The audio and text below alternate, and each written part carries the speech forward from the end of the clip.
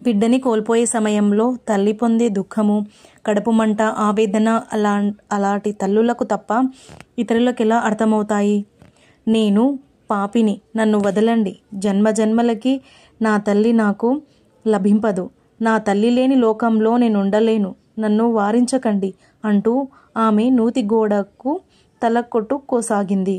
అంతలో దేవి, ఎవరో బైరాగి మన కోటలోకి వచ్చాడు, రాకుమారిని పరీక్షించాడు, ప్రాణం పోలేదని చెబుతున్నాడు అని పరిచారిక వచ్చి చెప్పేసరికి నా బిడ్డ బతుకుతుందా అంటూ ఆశ్చర్య ఆనందాలతో ఒక కేక వేసి మంజులాదేవి పరుగెత్తింది. మిగిలిన వారు కూడా ఆమె వెంట వెళ్లారు. కాషాయ వస్త్రాలు ధరించిన బైరాగి ఒక చేతిలో కమండలము, మరో చేతిలో శంఖము పట్టుకొని మహారాజుకి ఎదురుగా నిలుచుని రాజకుమారి ముఖంలోకి దీక్షగా చూస్తున్నాడు. శిరస్సు మీద జటజుటాన్ని ముడిగా వేసుకుని అతని ముఖంలో బ్రహ్మ తేజస్సు తాండవిస్తుంది. గడ్డం సవరించుకుంటూ దీర్ఘాలోచన చేస్తున్న సమయంలో మంజులాదేవి వచ్చి అతని పాదాల మీద పడింది. స్వామి, రక్షించండి, తమరు మహాత్ములే అయ్యుంటారు, నా బిడ్డను బతికించండి, నాకు కడుపు శోకం లేకుండా చెయ్యండి, పుణ్యం కట్టుకోండి అంటూ దీనంగా ప్రార్థించింది. అందుకా సన్యాసి, అమ్మా, ముందు నా పాదాలు వదులు, దేవుడిపై భారముంచి ప్రయత్నం చేస్తా, ఆ పైన సద్గురు సంకల్పం అని. ఈ బిడ్డకి వయసెంత అని ప్రశ్నించాడు. 12వ జన్మదినం దాటి వారం రోజులైంది మహర్షి. 7 తరాల నుంచి మా వంశంలో ఆడసంతతి లేదు.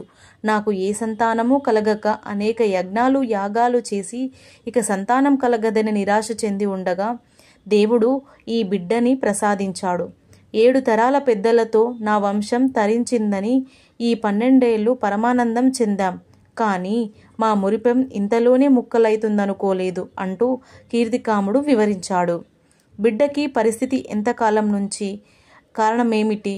రాజు చింతామణి ఉయ్యాల నుంచి పడడం అవి చెప్పి తమరెవరో మహానుభావులు ఆయాచితంగా దయచేశారు. అప్పటికే నిస్పృహ చేసుకున్న మాకు బిడ్డలో ఇంకా ప్రాణం నిలచి ఉందని తమరు చెప్పిన మీదట ఆశాంకురం మొలకెత్తింది. మీరాక మా పూర్వపుణ్యమే. ఏ మహత్తు వలనైనా తమరు మా బిడ్డని రక్షించగలిగితే నేను, నా రాజ్యంలోని వారు ఆజన్మాంతము తమకు దాసులమై పాదసేవ చేసుకుంటాము అని వినయంగా మనవి చేసుకున్నాడు. బాలిక నుదిటి మీద పట్టును కడిగేయమన్నాడు బైరాగి. అందరినీ బయట ఉండమన్నాడు.